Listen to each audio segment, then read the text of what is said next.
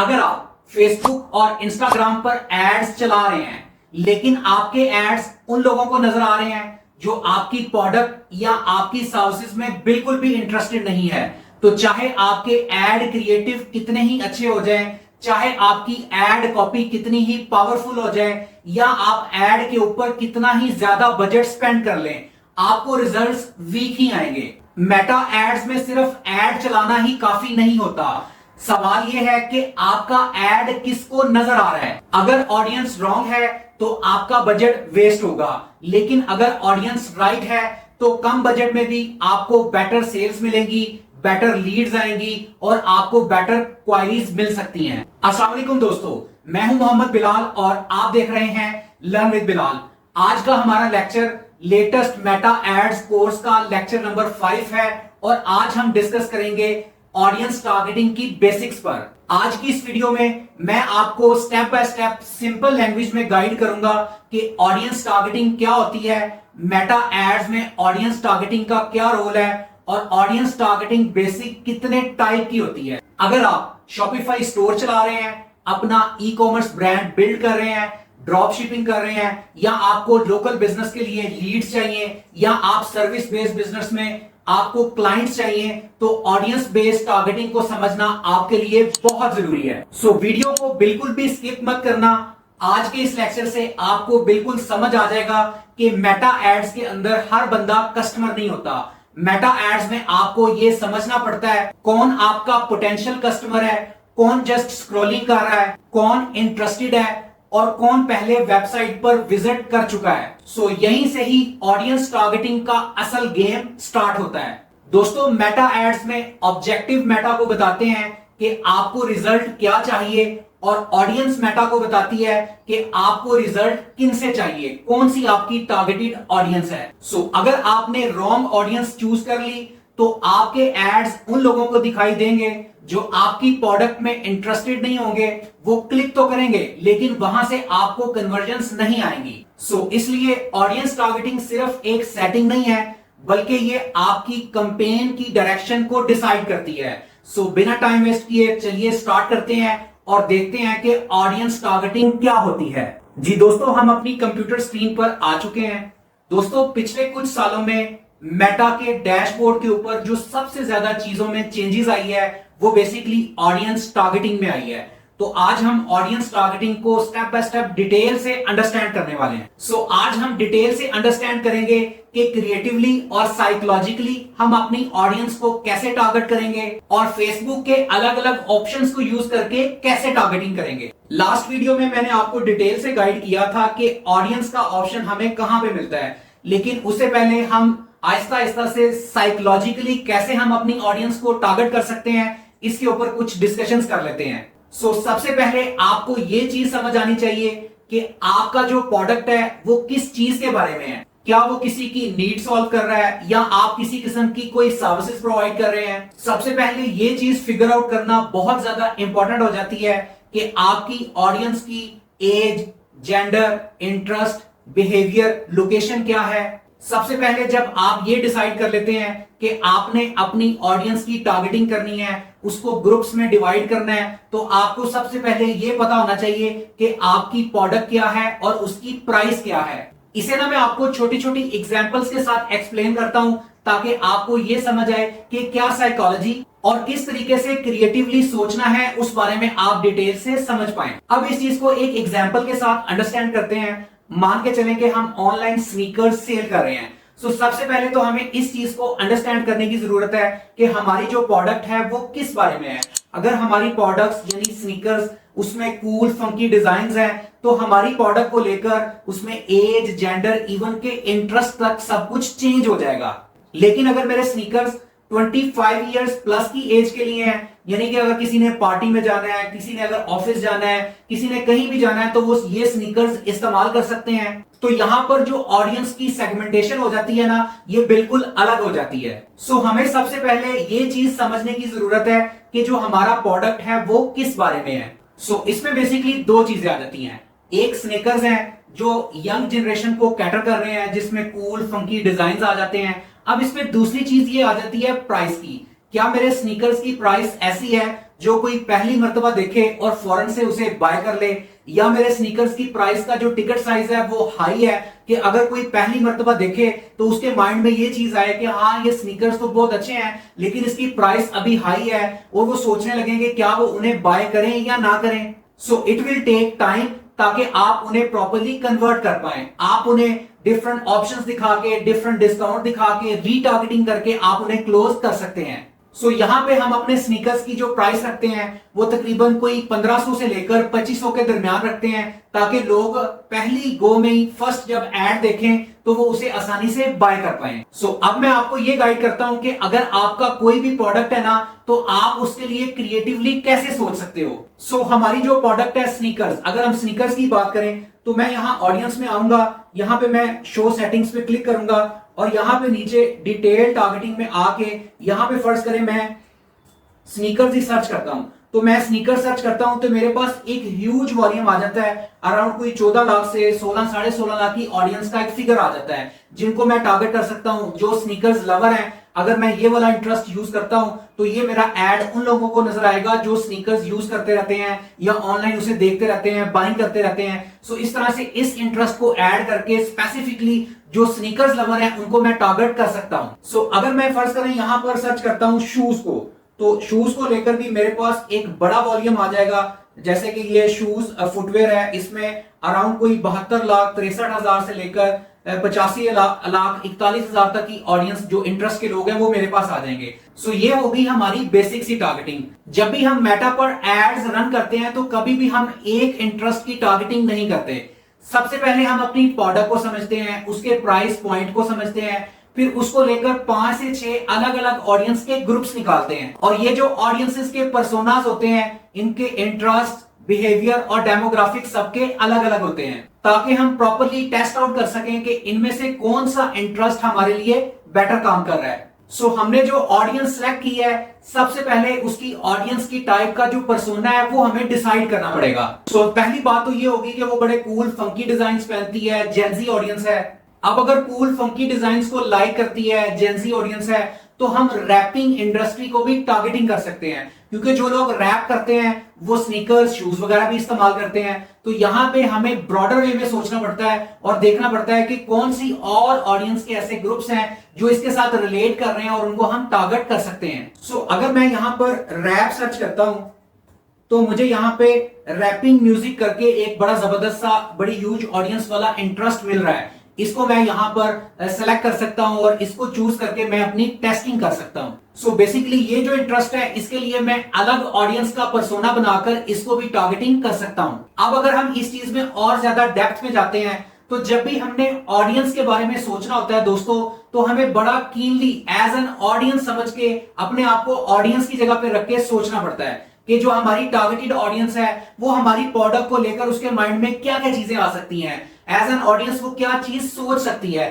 तो जब हम वो बायर पर्सोना बिल्ड करेंगे और as an customer, as an audience उस जगह पे अपने आप को रख के सोचेंगे, देन हम अकॉर्डिंगली उस तरह के क्रिएटिव्स बना सकेंगे जो हमारी ऑडियंस के साथ रिलेट करते हैं। जब ऑडियंस हमारे उस एड में अपनी प्रोडक्ट को, अपनी प्रॉब्लम का सलूशन देखेगी तो वो हमारे साथ रिलेट करेगी और देन डेफिनेटली वो अपना ऑर्डर प्लेस करेगी और बाय करेगी। अब इस चीज को और ज्यादा डेप्थ में समझते हैं। हम अपनी ऑडियंस को एज ब्रैकेट के अकॉर्डिंगली भी टारगेट कर सकते हैं। जैसा कि हमने अपने स्नीकर्स की जो ऑडियंस है उसकी एज ब्रैकेट रखी है 18 से 30 साल। तो आजकल जैसे एनीमे बहुत ज्यादा देखा जा रहा है, फर्ज करें मैं यहां पर एनीमे सर्च करता हूं तो मेरे पास anime film industry as a interest बहुत बड़ी ऑडियंस आ गई है। तो इसके लिए मैं अलग से एक ऑडियंस बना के इसको मैं टेस्ट कर सकता हूं। So it is totally depend on your understanding कि आप अपनी ऑडियंस को कितना ज्यादा डिटेल से अंडरस्टैंड करते हैं। जितना ज्यादा आप अपनी ऑडियंस को समझते होंगे उतना ही अच्छे तरीके से आप उनके इंटरेस्ट, उनके बिहेवियर, उनके डेमोग्राफिक्स के अकॉर्डिंगली उन्हें टारगेट कर सकेंगे। दोस्तों यहां पर यह चीज समझने की बहुत ज्यादा जरूरत है। बहुत सारे लोग यही मिस्टेक करते हैं। अभी आपके सामने जैसे मैंने आपको डिफरेंट इंटरेस्ट जो है वो सिलेक्ट करके दिखाए अकॉर्डिंग टू द स्नेकर्स की एग्जांपल लेते हुए, भाई स्नेकर कौन कौन यूज कर सकता है, किस इंटरेस्ट के लोग यूज कर सकते हैं। अब बिगनर्स यहां पे क्या मिस्टेक करते हैं, वो ये करते हैं कि वो इन सब इंटरेस्ट को एक ही एड सेट में डाल के उनको टेस्ट करना शुरू कर देते हैं। देखिए, हर एक इंटरेस्ट का जो बायर पर्सोना है यानी ऑडियंस पर्सोना है वो अलग है, तो आप सबको एक ही एड सेट में नहीं रख सकते। यही वो बड़ी मिस्टेक है जो बिगनर्स करते हैं। आप एक एड सेट में एक इंटरेस्ट रख के उसको टेस्ट कर सकते हैं, एक से ज्यादा अगर आप रखेंगे तो वो दोनों इंटरेस्ट आपस में ओवरलैप हो जाएंगे।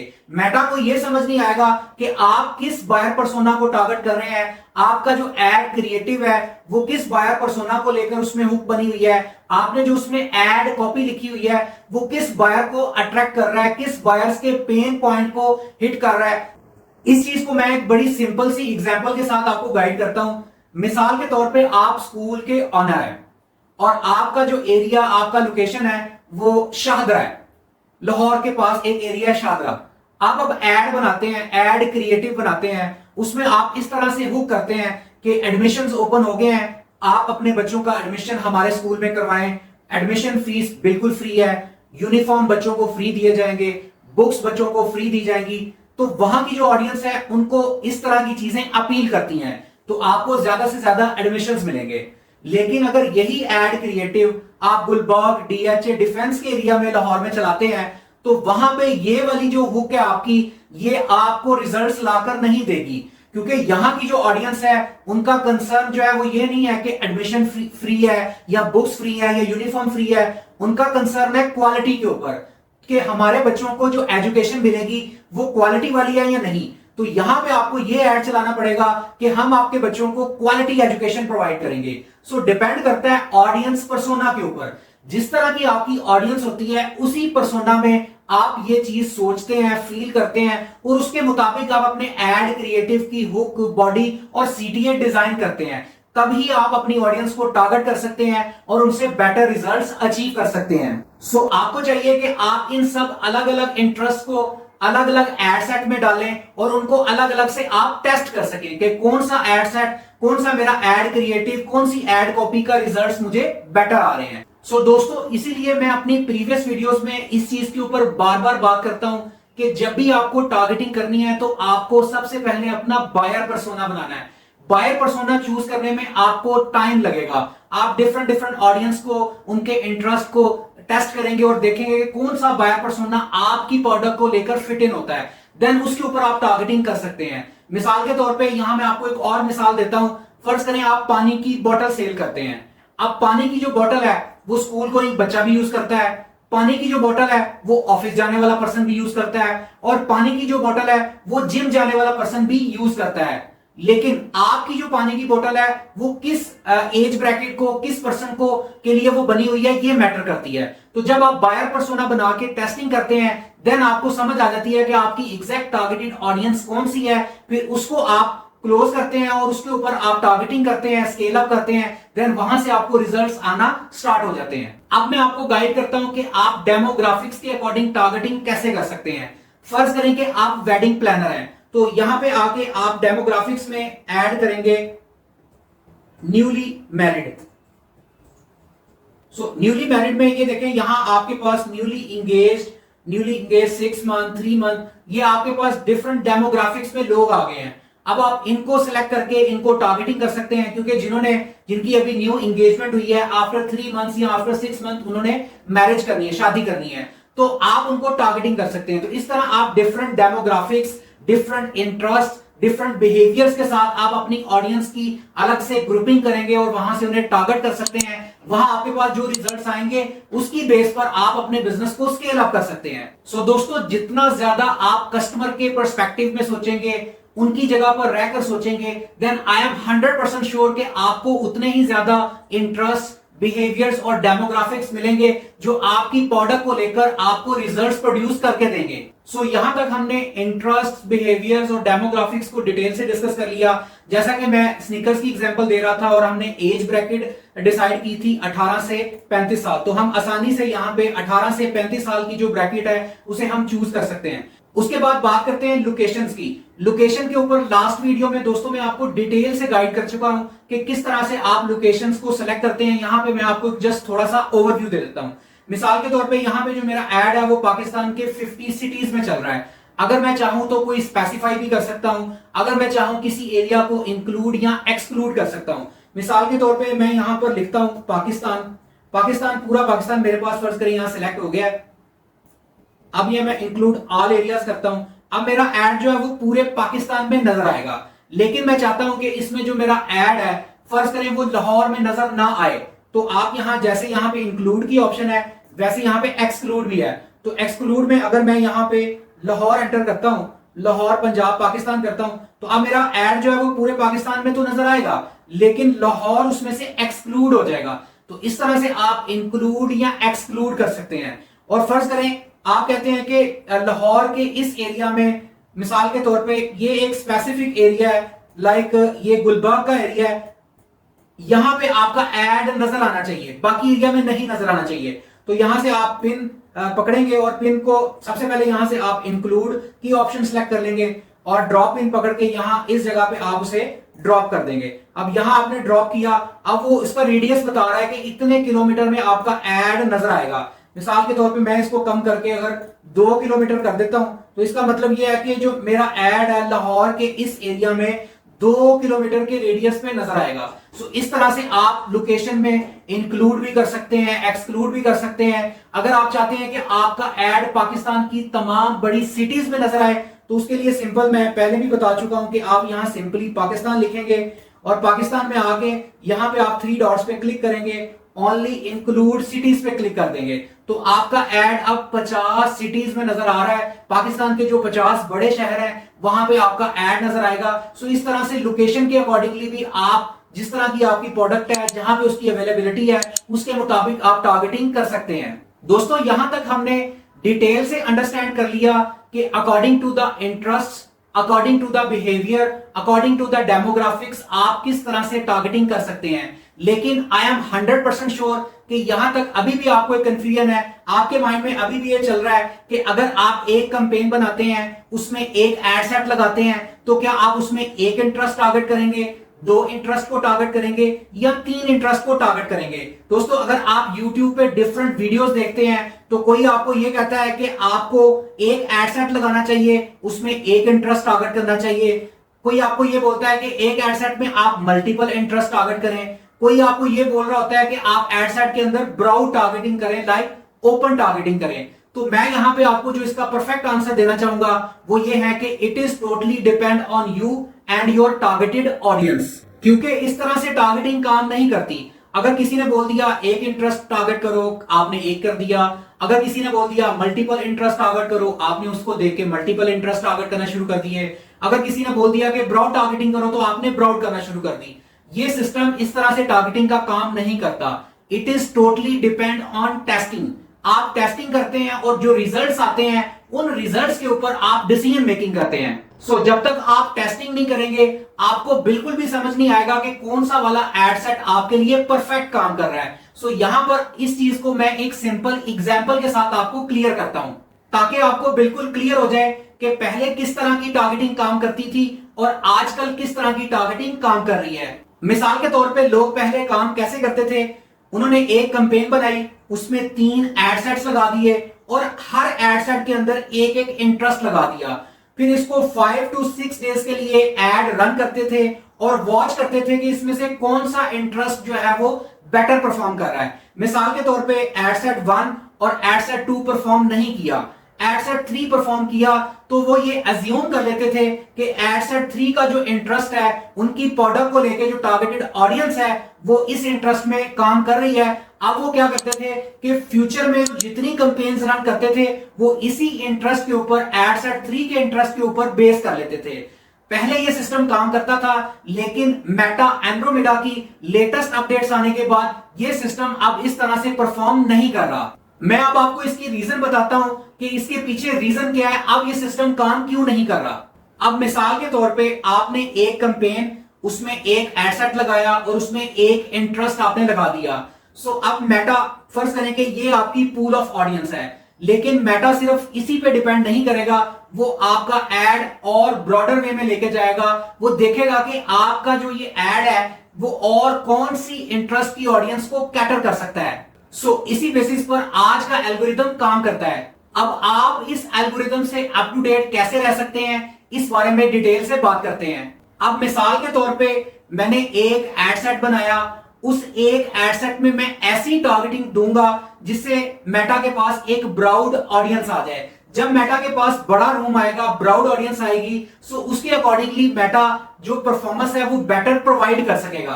बेसिकली फेसबुक इसी चीज पे काम कर रहा है कि कितनी ज्यादा आप ब्रॉडर ऑडियंस प्रोवाइड करेंगे, उतना ही बेटर मेटा आपको परफॉर्मेंस प्रोवाइड कर सकेगा। सो टारगेटिंग में आपका काम बेसिकली ये होना चाहिए कि स्टार्टिंग में ही आप मेटा को इतनी ब्राउड ऑडियंस प्रोवाइड कर दो कि मेटा को आपको अच्छी परफॉर्मेंस देना आसान हो जाए।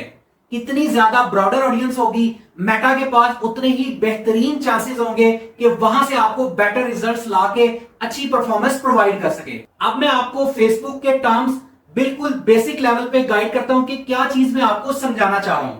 मिसाल के तौर पे मैं फेसबुक के जो वीडियो कोर्स है अपने वो सेल करना चाह रहा हूं। अब मैंने एक एड सेट बनाया, उस एक एड सेट में मैंने ब्रॉड टारगेटिंग रखी जिसमें मैंने फोकस किया कि डिजिटल मार्केटिंग, जो लोग डिजिटल मार्केटिंग में इंटरेस्टेड होंगे उनको मैं टारगेट कर सकूंगा। अगर मैं यहां एड सेट में जाके और यहां पे फर्ज करें मैं सर्च कर लेता हूं डिजिटल मार्केटिंग, डिटेल्स टारगेटिंग में जाके मैं यहां पे सर्च कर लेता हूं डिजिटल मार्केटिंग। तो ये देखें, जैसे मैंने डिजिटल मार्केटिंग को सर्च किया तो डिजिटल मार्केटिंग के इंटरेस्ट में मेरे पास एक बिग साइज ऑफ ऑडियंस आ गई है जिसको मैं टारगेट कर सकता हूं। तो यहां पे मैंने डिजिटल मार्केटिंग को यूज किया और इंटरेस्ट को टारगेट कर लिया। अगर फर्ज करें मैं एक दूसरा एड सेट बनाता हूं, उसमें मैं डिजिटल मार्केटिंग को ही टारगेट करना चाह रहा हूं, लेकिन डिजिटल मार्केटिंग के साथ जो चीजें अटैच हैं जैसे परफॉर्मेंस मार्केटिंग हो गया, पे पर क्लिक हो गया, ऑनलाइन एडवर्टाइजिंग हो गया, ये सब चीजें डिजिटल मार्केटिंग से अटैच हैं। तो जब मैं ये इंटरेस्ट ऐड करूंगा तो बेसिकली मैं फेसबुक को एक बड़ा सोर्स दे रहा हूं डाटा का, ताकि जब फेसबुक के पास बिग ऑडियंस आएगी तो वो वहां डिफरेंट ऑडियंस में मेरा ऐड दिखा के वहां से मुझे रिजल्ट्स लाके दे सकेगा। और तीसरा जो मेथड है वो ये है कि एक एड सेट नंबर 3 में मैं डिजिटल मार्केटिंग को ही टारगेट करना चाह रहा हूं, लेकिन वो जो डायरेक्टली डिजिटल मार्केटिंग के साथ अटैच नहीं है मैं वहां पे भी टारगेटिंग कर सकता हूं। मिसाल के तौर पे सोशल मीडिया मार्केटिंग, जो लोग सोशल मीडिया मार्केटिंग कर रहे हैं हो सकता है कि वो फेसबुक के ऊपर मार्केटिंग सीखना चाह रहे हो तो उनको टारगेट किया जा सकता है। सोशल मीडिया मैनेजमेंट हो गया, गूगल एड्स हो गया, जो गूगल पे एड्स रन कर रहे हैं उनका इंटरेस्ट ये भी हो सकता है कि वो फेसबुक पे एड रन करना सीखें। सो इस तरह से ये 3 डिफरेंट मेथड्स हैं जिसमें एक एड सेट में ब्रॉड ऑडियंस में मैं डिजिटल मार्केटिंग को टारगेट कर रहा हूं जिसमें मेरे पास एक ह्यूज बड़ा वॉल्यूम आ रहा है पॉपुलेशन का, ऑडियंस का, जिसको मैं टारगेट कर सकता हूं। दूसरे मेथड में डिजिटल मार्केटिंग के साथ जुड़ी हुई जो चीजें हैं उनको मैं उनके इंटरेस्ट को ऐड कर रहा हूं। और थर्ड मेथड में एक एड सेट के अंदर मैं डिजिटल मार्केटिंग के साथ जो डायरेक्टली कनेक्टेड नहीं है वो मैं ऐड कर रहा हूं, जैसे सोशल मीडिया मार्केटिंग हो गया, सोशल मीडिया मैनेजमेंट हो गया या गूगल एड्स हो गया। सो इस तरह से आप डिफरेंट पर्सपेक्टिव में अपनी जो है वो टारगेटिंग कर सकते हैं, फेसबुक को ब्रॉडर वे में डाटा प्रोवाइड कर सकते हैं ताकि वो आपको बेटर रिजल्ट्स लाकर दे सके। फॉर एग्जांपल मान के चलते हैं कि डिजिटल मार्केटिंग में बहुत ज्यादा कंपटीशन है, तो आप ये जो एड सेट 3 वाली स्ट्रेटेजी है इस पे काम कर सकते हैं। थोड़ा ब्रॉडर वे में सोचें, थोड़ा हट के यूनिक तरीके से सोचें। जब आप यूनिक वे में go to market strategy use करेंगे, अलग तरीके से मार्केट में एंटर होंगे अलग स्ट्रेटेजी के साथ, तो वहां से आपको बेटर रिजल्ट्स मिल सकेंगे। सो मैं हमेशा अपने स्टूडेंट्स को टारगेटिंग को लेकर यही कहता हूं कि you should think out of the box. जितना ज्यादा आप आउट ऑफ द बॉक्स सोचेंगे, आप अलग तरीके से सोचेंगे, एक तो आप मार्केट के कंपटीशन से भी दूर हो जाएंगे और दूसरा आपको रिजल्ट्स भी बेटर मिलेंगे। सो एड सेट 3 के अंदर हम बेसिकली इंटर रिलेटेड ऑडियंस को ढूंढ रहे हैं, वो भी अच्छा परफॉर्म करती है, अच्छे रिजल्ट्स देती है। सो आप इस मेथड को यूज करके भी अच्छे रिजल्ट्स ले सकते हैं। अब बात करते हैं उस मेथड की जो सबसे ज्यादा काम कर रहा है, जो हमने अपने ई कॉमर्स बिजनेस में जो क्लाइंट्स हैं जो मोस्टली क्लोथिंग के साथ हैं उनके लिए काम किया and which is definitely work. वो क्या है? Broad targeting, open targeting. इसमें हमने जेंडर सिलेक्ट कर लिया, एज सिलेक्ट कर ली, लोकेशन सिलेक्ट कर ली, लेकिन इंटरेस्ट, डेमोग्राफिक्स और बिहेवियर चूज नहीं किए। अब यहां पे आपका यह सवाल आ रहा होगा कि फेसबुक को कैसे पता चला कि बिना इंटरेस्ट टारगेटिंग किए हुए कि मेरी जो टारगेटेड ऑडियंस है वो कौन सी है। इसका भी मैं आपको एक बेसिक साइकोलॉजी का कॉन्सेप्ट गाइड करता हूं कि फेसबुक काम कैसे करता है, फेसबुक का एल्गोरिथम कैसे काम करता है। मिसाल के तौर पे आपने उसे किसी भी किस्म की टारगेटेड ऑडियंस नहीं बताई। फेसबुक में अगर आपने टारगेटेड ऑडियंस मेंशन नहीं किया है, फेसबुक काम करेगा आपकी जो पास्ट इंटरेक्शंस है, पास्ट में जो आपने एड्स रन किए हैं उनको देखते हुए फेसबुक जज करेगा कि आपकी जो प्रोडक्ट है वो किस तरह की ऑडियंस पे ज्यादा रिजल्ट्स लाके दे रही है। फेसबुक का जो एल्गोरिदम है, फेसबुक का जो एंड्रोमेडा सिस्टम है, वो आपकी पास्ट इंटरेक्शंस को देखते हुए वहां से डाटा कलेक्ट करेगा और अकॉर्डिंगली उस तरह की ऑडियंस को आपके एड्स दिखाएगा।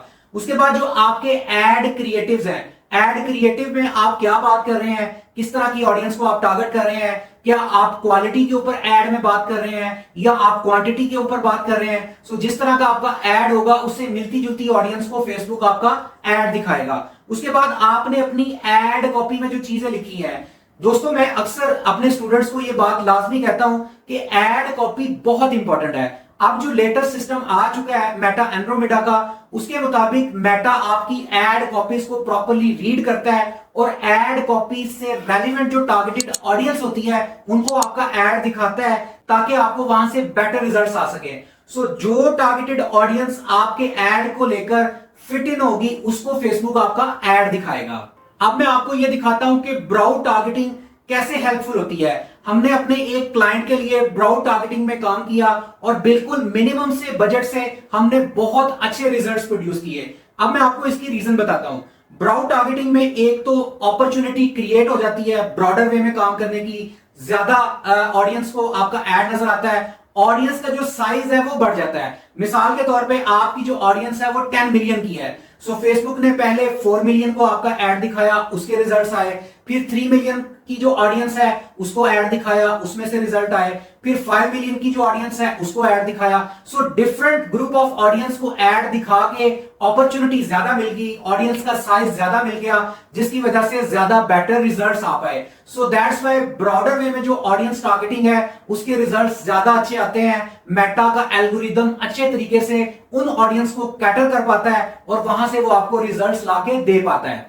आज के टाइम में ब्रॉड टारगेटिंग में फेसबुक जो है वो टोटली एआई बेस्ड हो गया है, यानी उसका जो एल्गोरिदम है वो स्मार्टर वे में काम करता है और इस तरह से ब्रॉडर वे में टारगेटिंग करके ज्यादा मैक्सिमम ऑडियंस से आपको ज्यादा अच्छे रिजल्ट्स लाके दे पाता है। मेटा एंड्रोमेडा का जो सिस्टम है उसमें एक मॉडल है जिसको बोलते हैं लेटेंसी मॉडल। लेटेंसी मॉडल क्या होता है? मिसाल के तौर पे आप सब लोग शूज सेल कर रहे हैं, मिसाल के तौर पे 10,000 लोगों ने शूज के एड लगाए हैं। अब जो लेटेंसी मॉडल है वो क्या करता है, 10,000 एड्स में से जो बेस्ट 1,000 एड्स होते हैं जिनकी एड में एड की हुक, एड क्रिएटिव में बॉडी, सीटीए बहुत अच्छा होता है, जिन एड्स की एड कॉपी बहुत आउटस्टैंडिंग लिखी होती है, उनको वो शॉर्टलिस्ट कर लेता है। अब उसके अंदर मेटा ये डिसाइड करता है कि जो आपका एड है वो किस ऑडियंस को किस टाइम पे कब दिखाना है। जब आपकी वो ऑडियंस उस तरह के एड देखती है, उनको बेटर क्वालिटी वाले एड्स मिलते हैं, वहां से आपको बेटर कन्वर्जन आती हैं। पहले का टारगेटिंग का जो सिस्टम था वो बिल्कुल टोटली डिफरेंट था। उसमें सिंपल आप डिफरेंट इंटरेस्ट को टारगेट करते थे, देखते थे कि उसमें से कौन सा इंटरेस्ट बेटर परफॉर्म कर रहा है, फ्यूचर कैंपेन्स उसके मुताबिक बना लेते थे। लेकिन अब के टाइम में क्या है, आपको ब्राउड टारगेटिंग करनी है। आपको 90% काम करना है अपने एड क्रिएटिव्स के ऊपर, बाकी आपने ब्रॉड टारगेटिंग करनी है, मेटा पे छोड़ देना है। जो आपकी प्रोडक्ट, आप जो चीज बेच रहे हैं उससे रेलेवेंट ऑडियंस होगी, Meta knows very well. Accordingly जिस टाइम पे जो एड मेटा ने जिस ऑडियंस को दिखाना है वो दिखाएगा और वहां से आपको अच्छे रिजल्ट्स आएंगे। दोस्तों आज के इस लेक्चर में हमने मेटा एड्स के सबसे इंपॉर्टेंट कॉन्सेप्ट के बारे में समझा, जो था ऑडियंस टारगेटिंग बेसिक्स। हमने देखा कि ऑडियंस टारगेटिंग का मतलब सिर्फ एज, जेंडर या लोकेशन सिलेक्ट करना नहीं होता। ऑडियंस टारगेटिंग का मतलब यह है कि आपका एड उन लोगों को दिखाया जाए जो आपकी प्रोडक्ट या आपकी सर्विसेज में इंटरेस्टेड हो। दोस्तों एक बात याद रखें, मेटा एड्स में हर क्लिक वैल्यूएबल नहीं होता, हर मैसेज लीड नहीं होता और हर व्यूअर कस्टमर नहीं होता। प्रोफेशनल एडवर्टाइजर्स का काम सिर्फ एड्स चलाना नहीं होता।